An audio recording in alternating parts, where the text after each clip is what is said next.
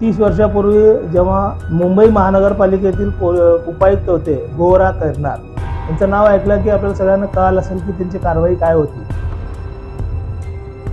अख्ख्या भारतात त्यांनी गाजले होते. आता सोलापूर शहरात कर्तव्यदक्ष अधिकारी म्हणून जगन्नाथ बनसोडे, त्यावेळेला त्यांनीही अशाच पद्धतीची कारवाई, निवृत्त झालेले होते जगन्नाथ बनसोडे, त्यांना पुन्हा एकदा आपल्या सेवेत सामावून घेतलंय. जगन्नाथ बाबा, आता नवीन एक नाव निर्माण तयार झालं की जगन्नाथ बाबा. जसं उत्तर प्रदेशमध्ये योगी बाबा म्हणून त्यांना बुल्लोदर बाबा म्हणून म्हणले जातात, असं वेगवेगळ्या ठिकाणी वेगवेगळ्या नावाने चर्चा चालू आहे. सेवानिवृत्तीनंतर 17-18 महिने कालावधी गेला. परत एकदा मला संधी मिळावी म्हणून मी अर्ज केला.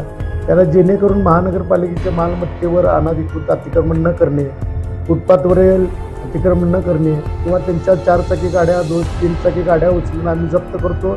अनधिकृतपणे बांधकाम करणाऱ्या लोकांवर सुद्धा हातोडा फिरवण्याचं काम करणार आहेत. कारवाई तर 100% होणारच आहे. अतिक्रमण ज्याने केले त्याने आपल्या अतिक्रमण स्वतःहून काढून घ्यावे. कामाची वेळ जेवढ्या वेळ आहे तेवढ्या वेळेत आम्ही करतो, जेणेकरून नागरिकांनी सुद्धा महापालिकेला सहकार्य केलं पाहिजे. पण तुम्ही स्वतः अतिक्रमण करू नका ना, आम्ही येतच नाही ना तुम्हाला विचारायला. अतिक्रमणच केलं नाही तर विचारतो कशाला. आमच्याकडे पोलीस बंदोबस्त असतो.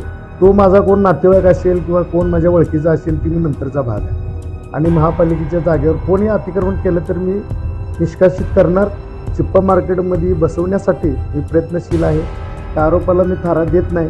प्रत्यक्षात मला काम दिलेलं मी काम करणार. मी असं कुठलं माझ्या मनाने किंवा मला जे अधिकार दिलेले आहेत त्या अधिकाराचा दुरुपयोग मी करतच नाही. नागरिकांनी दिलेला प्रश्न, त्यांनी तक्रार दिल्या तर तक्रारीचं निवारण 100% पूर्ण करणार.